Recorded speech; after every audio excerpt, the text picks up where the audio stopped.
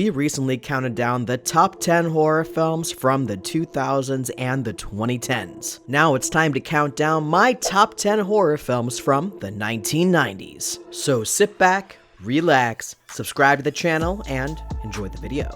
Coming in at number 10 is The Blair Witch Project. 3 student filmmakers hike in the Black Hills near Burkittsville, Maryland in 1994 to film a documentary about a local legend known as the Blair Witch. The 3 disappeared, but their equipment and footage is discovered a year later. The final cost of the film after post-production edits was $200,000 to $750,000, but the film ended up making $248 million at the box office. Needless to say, the film was a huge success and really paved the way for future found footage films. I personally still find this film to be pretty creepy. And while it's not my favorite found footage film, its impact and influence cannot be overlooked, which is why it's number 10 on this list. Coming in at number 9 is Peter Jackson's Brain Dead. Released in 1992, this New Zealand slapstick zombie comedy, which follows our main protagonist Lionel. He's living with his mother Vera in a Victorian mansion, and he gets into trouble for his relationship with his Spanish shopkeeper's daughter, Paquita. When a rabid hybrid animal monster bites Vera, she gradually converts the residents of Newtown into a zombie horde. This film is so much fun. It's full of splatter humor, tons of gore, and just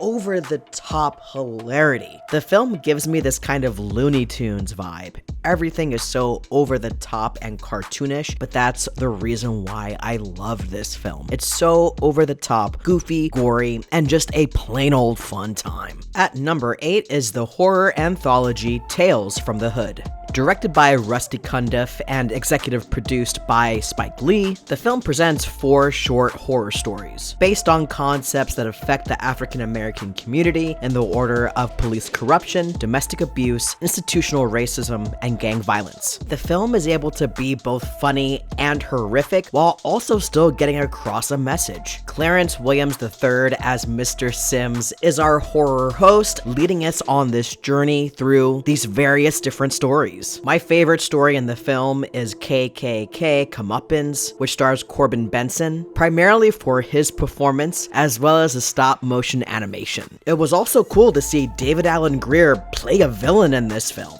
I personally feel this is one of the stronger horror anthologies out there, and the themes and the stories are just as relevant now as they were in 1995. Up next is John Carpenter's criminally underrated In the Mouth of Madness. In the Mouth of Madness is the 3rd installment in Carpenter's Apocalypse trilogy, preceded by The Thing and Prince of Darkness. The film follows John Trent, played by Sam Neill, who's hired by Jackson Harglow, played by Charlton Heston, to find horror novelist Sutter Kane. Trent journeys to a supernatural town in New Hampshire with Sutter Kane's editor, Linda Stiles. It's also worth noting that Sutter Kane's work drives people to insanity. This entire film is a love letter to Lovecraftian literature. The entire cast is fantastic, but especially Sam Neill, who is completely off his rocker in this film, and I love him for his performance. There's tons of nightmare fuel and gore galore, and it's also one of my favorite John Carpenter films. Coming in at number 6 is Tales from the Crypt Demon Knight. Based on the hit HBO TV show and directed by Ernest Dickerson and starring William Sadler, Jada Pinkett Smith, and Billy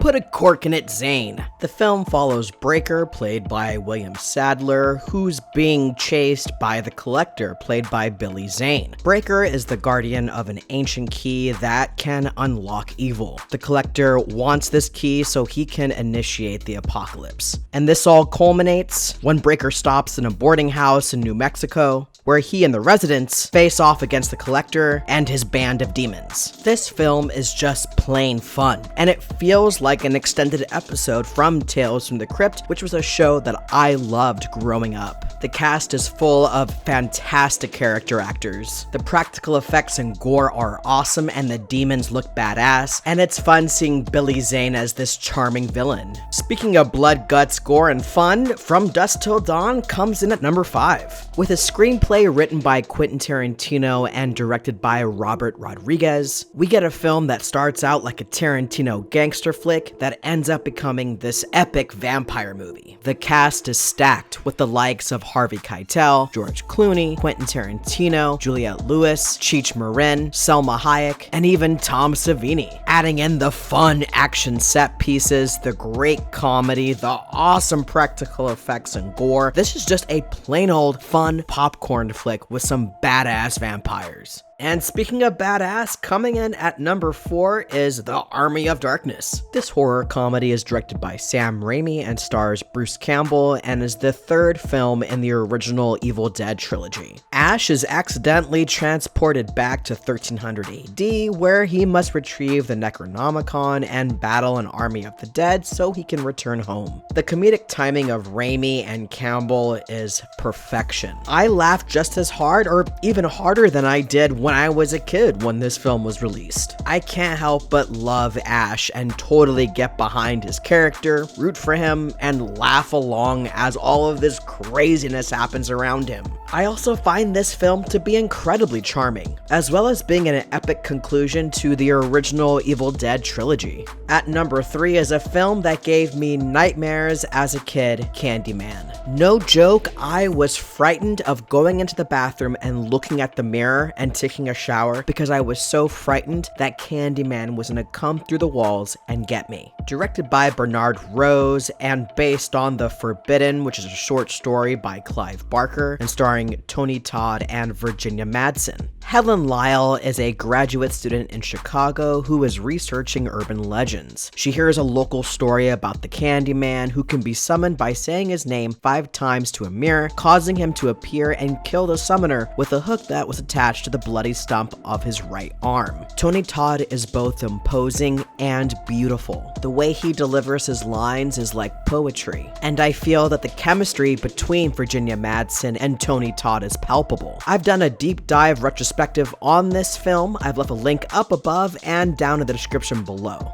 No list on 90s horror is complete without Scream. Written by Kevin Williamson and directed by Wes Craven, the horror genre was on life support in the 90s. When Scream was released, it revitalized the horror genre. Seeing this in theaters opening weekend was a completely new experience. I'd never seen a slasher film like this up until this point. It was smart, funny, suspenseful, as well as being meta. Ghostface has joined the pantheon of classic slasher villains, and Neve Campbell as Sidney Prescott is the ultimate final girl. I've done a 4-part retrospective on all 4 Scream films. If you'd like to check it out and hear my in-depth thoughts about these films, check out the link up above and down below. And finally, at number 1 is The Silence of the Lambs. Based on the novel of the same name by Thomas Harris and directed by Jonathan Demme and starring Jodie Foster and Anthony Hopkins, as well as Scott Glenn and Ted Levine. This is a film that I find endlessly rewatchable. No matter how many times I've seen this film since 1991, I can't find one thing that I don't love about this film.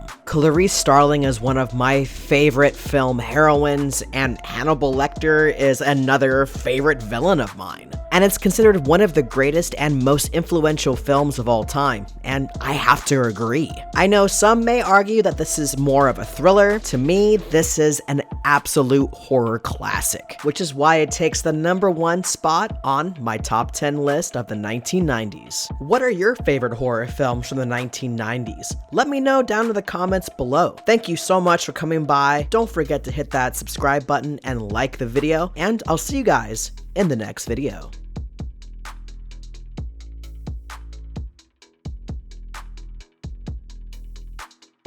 Put a cork in it, Zane.